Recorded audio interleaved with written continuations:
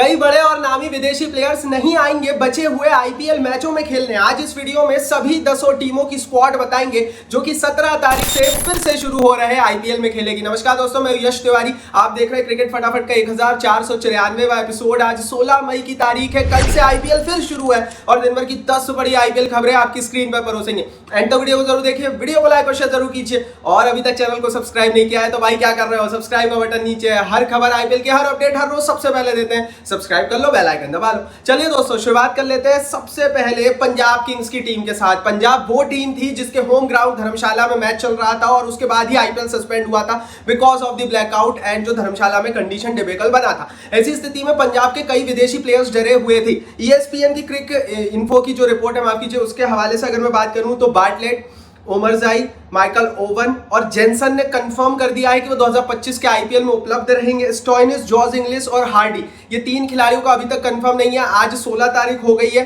तो लगभग हम ये बोल सकते हैं कि इनके खेलने पर अभी बहुत बड़ा प्रश्न चिन्ह है और शायद इन्हें नहीं आएंगे। लेकिन हाँ, जेनसन आएंगे, बार्टलेट आएंगे, ओमरजाई आएंगे। अफगान खिलाड़ियों ने तो पहले ही भाई सारे हाथ खोल दिए थे और कह दिया था कि हमें इन चीजों से कोई डर नहीं रखता। और मोस्टली अफगान प्लेयर्स तो भारत छोड़कर भी नहीं गए, कई वेस्ट इंडीज और अफ्रीकी प्लेयर्स भी भारत छोड़कर नहीं गए। तो बहुत अच्छी खबर है ये भारत के लिए। हालांकि पीएसएल वाले पड़ोस में परेशान हो रहे हैं, लेकिन इस समय अगर आप अपनी स्क्रीन पर, जैसा कि मैं लगातार चला रहा हूं, फॉरेन स्क्वाड की बात करूं तो भैया पंजाब की फॉरेन स्क्वाड में 2 से 3 बड़े प्लेयर्स मिस कर सकते हैं बचे हुए आईपीएल में। हालांकि दोस्तों, कई सारे साउथ अफ्रीकी खिलाड़ी, इंग्लैंड के खिलाड़ी बीच में आईपीएल छोड़कर जा सकते हैं। इंग्लैंड के खिलाड़ियों को लेकर ज्यादा टेंशन है। अफ्रीकी प्लेयर्स तो रुक भी जाए बीसीसीआई के प्रेशर में, लेकिन अंग्रेज खिलाड़ी 29 तारीख के बाद आईपीएल छोड़कर वापस लौट सकते हैं। तो ये भी हमें ध्यान रखना चाहिए। अभी की स्थिति में मैंने पंजाब की फॉरेन स्क्वाड आपको बता दी। आगे बढ़ते हैं। पंजाब की फॉरेन स्क्वाड के बाद अब गुजरात टाइटंस की फॉरेन स्क्वाड देख लेते हैं। भैया देखो, गुजरात की टीम को वैसे ही बहुत ज्यादा घाटा नहीं लगा था, लेकिन जो मेन घाटा इनको लगता है वो बटलर के नहीं होने से लगता। लगातार ये रिपोर्ट थी कि बटलर नहीं है,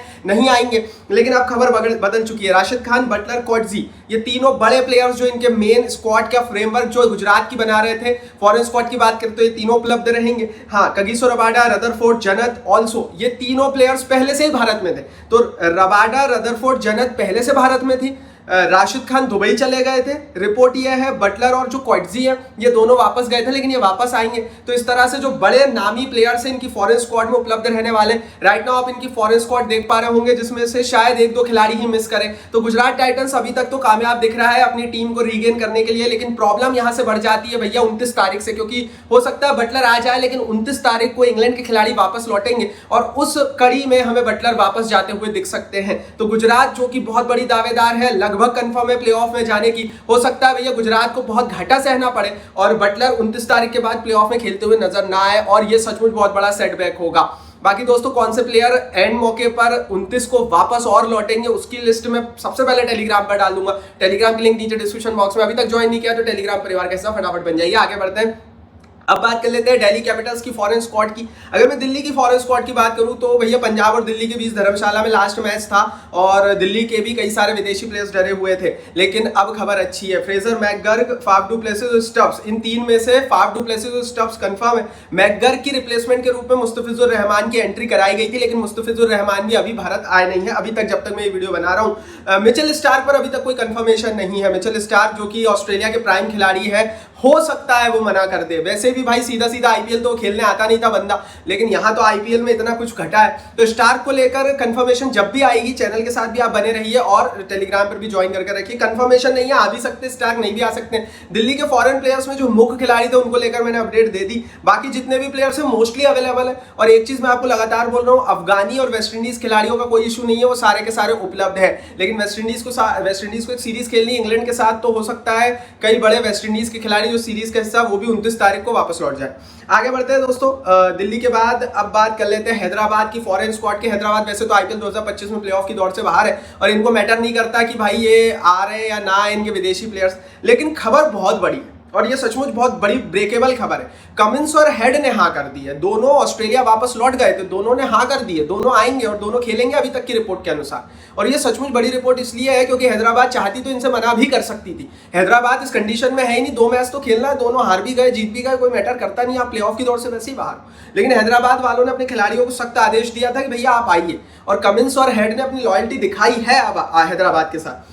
हाँ, अभी सवाल क्लासन पर है, मेंडिस पर है, मुल्डर पर है। 3 खिलाड़ियों का लगभग आना नामुमकिन है, कैंसिल ही माना जा रहा है। तो हैदराबाद 2 खिलाड़ी बड़े कंफर्म है, जो नहीं कंफर्म है वो बता दिया। बचे हुए जितने भी नाम है विदेशी में वो लगभग हमें दिखने वाले हैं। देखो यार, मैं जो फॉरेन स्क्वाड बता रहा हूँ, बड़े प्लेयर्स पर ज्यादा बातें कर रहा हूँ, इसका रीजन ये है कि बड़े प्लेयर से ही तो मेन प्लेइंग 11 बनेगी। छोटे विदेशी खिलाड़ी आए या नहीं आए उससे वैसे ही मैटर नहीं करता। आगे बढ़ते हैं दोस्तों, अब बात कर लेते हैं कलकत्ते की फॉरेन स्क्वाड की। केकेआर अभी भी बहुत माइनर से चांस के साथ, बिल्कुल 1% चांस के साथ है जरूर दौड़ में, लेकिन खबर अच्छी है, डीकॉक आ गए हैं, रसल भी खेलेंगे, नरीन भी खेलेंगे, तीनों ज्वाइन कर गए हैं। सवाल स्पेंसर जॉनसन और मोइन अली पर था, इन पर भी 50-50 चल रहा है, ये आ भी सकते हैं या नहीं भी आ सकते। तो जो 5-6 बड़े केकेआर के फॉरेन स्क्वाड के मेंबर्स, उसमें से 3 बड़े उपलब्ध रहेंगे, स्पेंसर जॉनसन और मोइन अली, जिसमें से मोइन अली तो कुछ प्लेइंग 11 में भी खेले थे।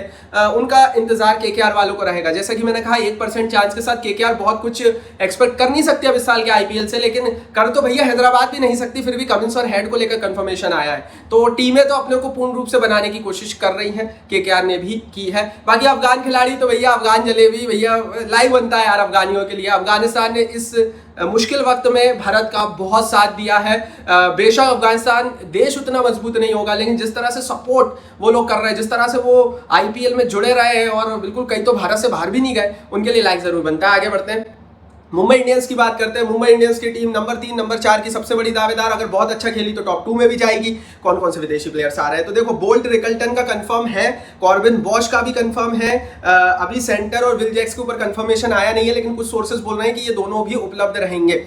इनकी जो मेन प्लेइंग 11 है उसमें इंडियन प्लेयर्स ही मैन है, तो इनको इतना नुकसान नहीं है। अगर इनके सारे विदेशी प्लेयर्स भी चले गए ना, तो हमें ये पता है कि मुंबई के पास जो इंडियन प्लेयर्स हैं उनके दम पर ही मुंबई की टीम बनी, चाहे वो सूर्या हो, चाहे वो तिलक वर्मा हो, चाहे वो हमारे रोहित शर्मा हो, चाहे वो हमारे पंड्या हो, चाहे वो हमारे बुमराह हो। तो इसलिए भैया मुंबई इतने टेंशन में नहीं है फॉरेन प्लेयर्स को लेकर। और इनके फॉरेन स्क्वाड में भी जितने मेंबर्स थे ना, रिकल्टन अच्छा खेल रहे थे, बोल्ट भी बढ़िया है, उनकी भी अवेलेबिलिटी की रिपोर्ट अभी तक तो आ रही है। तो मुंबई तो खुश होगी, टेंशन फ्री होगी और अभी की स्थिति में सबसे बेस्ट पोजीशन पर दिख रही है। आगे बढ़ते भैया, मुंबई इंडियंस की टीम के बाद अब बात कर लेते हैं रॉयल चैलेंजर्स बेंगलोर की टीम की। एक बड़ा ही इंटरेस्टिंग डेवलपमेंट आया, जॉस हेजलवुड ने हाँ कर दी है। रिपोर्ट यह है कि जॉस हेजलवुड पूरे आईपीएल के लिए उपलब्ध है और वो आ रहे हैं। उन्होंने इंजरी का बहाना दे दिया था, लेकिन वो आ रहे हैं। रोमायरो शेपर्ड आ रहे हैं, लिन स्टोन आ रहे हैं, जैकब बेथल आ रहे हैं, फिल सॉल्ट आ रहे हैं, सभी लोग उपलब्ध हैं। लुंगी एनगीडी भी आ रहे हैं। तो जितने बड़े नाम है आरसीबी की जो टीम चला रहे थे एज ए फॉरेन प्लेयर, सब उपलब्ध है। अंग्रेज खिलाड़ी जिसमें से फिल सॉल्ट हो गए, लिविंग स्टोन हो गए, ये दोनों वापस लौटेंगे बीच आईपीएल में 29 तारीख को, तो इसीलिए ये भी आ रहे हैं। हेजलवुड कितने दिन टिकते हैं, कितने दिन ये नहीं पता।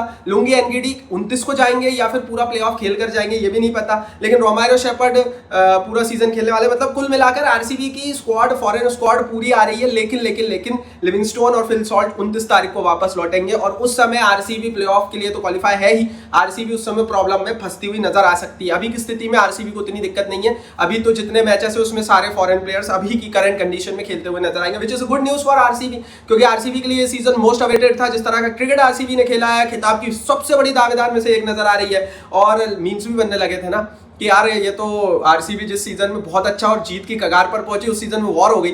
तो जाहिर है आरसीबी के लिए बहुत इंपॉर्टेंट सीजन है। आगे बढ़ते हैं, अब बात कर लेते हैं दोस्तों राजस्थान रॉयल्स की फॉरेन स्क्वाड की। तो आर्चर नहीं है और श्रीलंका के प्लेयर्स भी नहीं है। उन तीनों ने मतलब श्रीलंका के 2 खिलाड़ी और आर्चर ने डिनाई किया। अभी की स्थिति में हेटमायर का ही पार्टिफिकेशन कंफर्म हुआ है, बाकी जितने भी नाम है उन पर कोई कंफर्मेशन नहीं है। राजस्थान रॉयल्स ऑलरेडी टूर्नामेंट से बाहर है। राजस्थान रॉयल्स को कोई उम्मीद है भी नहीं इस टूर्नामेंट से। तो राजस्थान रॉयल्स भैया वैसे ही खेलना है इनको। तो राजस्थान उतना सोच भी नहीं रही होगी कि हमारे फॉरेन स्क्वाड के मेंबर्स पूरे उपलब्ध हो जाए या नहीं हो जाए। यही फंसी हुई स्थिति होती तो राजस्थान रॉयल्स जरूर प्रेशराइज करती, जोफ्रा आर्चर आ जाओ, श्रीलंका के प्लेयर्स को भी बोलती कि आप भी आ जाइए। लेकिन अभी की स्थिति में हेटमायर का ही कंफर्मेशन आया, बाकी विदेशी प्लेयर्स का कोई कंफर्मेशन नहीं है। मोस्टली छोटे विदेशी नाम तो रुके ही हुए हैं, क्योंकि आईपीएल से जो पैसा और जो चीजें मिलती है, फ्यूचर मिलता है, वो कोई देता नहीं है। इसलिए राजस्थान रॉयल्स के हवाले से मिली जुली खबर। आगे बढ़ते हैं दोस्तों, लखनऊ की बात कर लेते हैं। लखनऊ कगार पर है, लखनऊ बाउंड्री पर बैठा है। अगर अच्छा क्रिकेट यहां से खेलता है तो एंट्री हो सकती है प्लेऑफ की दौड़ में। लेकिन अभी की स्थिति में कल जब कैंप लगा तो एक भी फॉरेन प्लेयर नहीं देखने को मिला। ना मिलर दिखे, ना माकराम दिखे, ना समार जोसेफ दिखे, ना ब्रेट्सके दिखे। भैया हो क्या रहा है, ना मार्च दिखे। तो भाई प्रॉब्लम क्या है? प्रॉब्लम यह है कि लखनऊ सुपर जायंट्स ने अपनी टीम को कभी एक करने की कोशिश की नहीं और इसीलिए इनके प्लेयर्स भी उस तरह से अब रिस्पॉन्स और उस तरह से इंटरेस्ट दिखा नहीं रहे। शायद सबसे ज्यादा जो हिट करेगी ना टीम वो लखनऊ की टीम करेगी। अब देखते हैं, लखनऊ का अभी तो एक भी नाम सामने नहीं आ रहा है। अब हम हमारे टेलीग्राम पेज पर या हमारे सोशल मीडिया पर और आज की वीडियोस में हम आपको और बताएंगे आने वाली वीडियोस में कि क्या होने वाला है लखनऊ का। ऐसा ना हो कि लखनऊ ऐसी टीम बन जाए जिसके मात्र एक या दो ही विदेशी उपलब्ध रहे। तो लखनऊ इस समय फॉरेन स्क्वाड में बुरी फंसी हुई है। आगे बढ़ते हैं, चेन्नई की बात करते हैं तो चेन्नई आउट है टूर्नामेंट में, वैसी प्लेऑफ की दौड़ से बाहर है, लेकिन ब्रेविस, कॉनवे, रविंद्र तीनों अवेलेबल है। ओवरटन और सैम कररन को लेकर अभी तक कंफर्मेशन नहीं है, रिपोर्ट ये दोनों नहीं आ रहे। तो ब्रेविस, कॉनवे, रविंद्र की अवेलेबिलिटी की रिपोर्ट है, कुर्रन और जिमी ओवरटन के अनअवेलेबिलिटी की रिपोर्ट है। देखते हैं इस पर आगे क्या होता है, उसके लिए भी चैनल के साथ जुड़े रहिए। वैसे भी भैया ब्रेविस, कॉनवे और रविंद्र ये तीनों ही मेन खिलाड़ी थे जो इनकी प्लेइंग 11 में ज्यादा दिख रहे थे। कर्रन भी थे, लेकिन कुर्रन को लेकर अभी रिपोर्ट थोड़ी सी इन एंड आउट ही नजर आ रही है। तो भैया 16 तारीख है, कल से आईपीएल की शुरुआत होगी और ये थी सारी 10 टीमों की फॉरेन स्क्वाड की स्थिति। अब भैया इसमें से कौन सा प्लेयर एन मौके पर एंट्री लेता है या एग्जिट लेता है, उसके लिए तो आप चैनल के साथ जुड़े रहेंगे ही। बाकी सब्सक्राइब का बटन नीचे फटाफट हिट कर दो, बेल आइकन दबा दो और इस वीडियो को अपने हर एक आईपीएल फैन के साथ लाइक और शेयर कर दो।